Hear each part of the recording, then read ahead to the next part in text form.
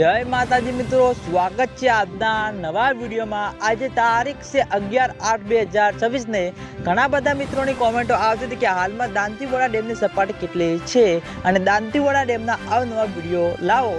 તો મિત્રો આજે આપણે બનાસકાંઠા જિલ્લાના જીવાદોરી સમાન ગણાતા દાંતીવાડા ડેમ ઉપર એક નજર કરીએ તો બનાસકાંઠા જિલ્લામાં વરસાદી માહોલ જામ્યો છે અને કેટલાક વિસ્તારમાં છૂટાછવાયો વરસાદ વરસી રહ્યો છે। તેની સાથે હવે આપણે દાંતીવાડા ડેમ ઉપર એક નજર કરીએ તો હાલમાં દાંતીવાડા ડેમની સપાટી 570 ફૂટે છે અને દાંતીવાડા ડેમની ભયાનક સપાટી 604 ફૂટ છે।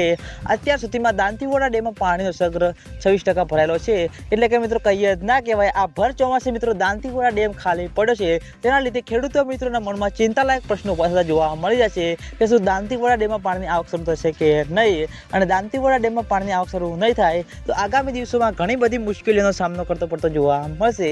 એટલે ખેડૂતો મિત્રોની આશા છે કે જેમ બને તેમ ઝડપી દાંતીવાડા ડેમમાં પાણીની આવક શરૂ થાય અને દાંતીવાડા ડેમમાં પાણીની આવક શરૂ થશે તો સૌથી પહેલાં તમને બધાને આ ચેનલ દ્વારા વિડીયો બનાવી જાણ કરવામાં આવશે।